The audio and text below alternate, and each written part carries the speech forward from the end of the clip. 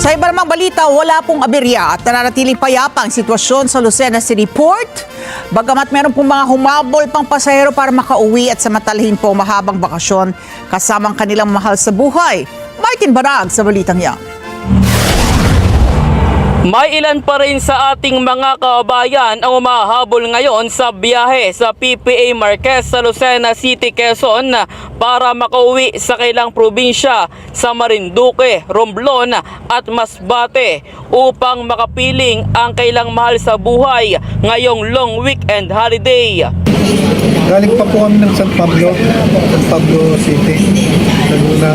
Pumunta kami ng Santa Maria, Bunga Santa Maria Romblon, doon sa bahay namin, babakasyon kami. Kasama ko yung mga anak ko, pamangkin ko, kapatid ko.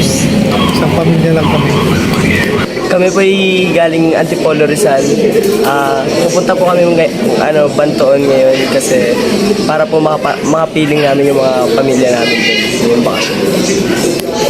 Ayon sa pamunuan ng PPA Marquez ay pansamantalang kakanselahin ang kailang biyahe bukas sa araw ng Biyernes at ibabalik naman ang kailang operasyon sa araw na ng Sabado.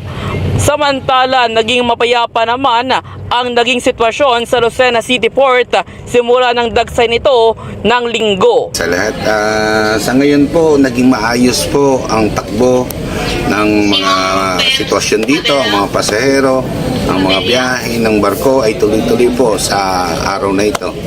At inaasahan niyo po, nandito po ang kapulisan, ang PNP Maritime Group para umalalay sa ating mga biyahero para makauwi ng ligtas sa kanilang mga probinsya at makabalik ng ligtas sa kanilang mga pamilya. Inaasahan pa rin ng PPA Marquez ngayong hapon o gabi ay may ilan pa ring pasahero na tutungo sa Pantalan. Martin Banaag para sa mata ng Agila.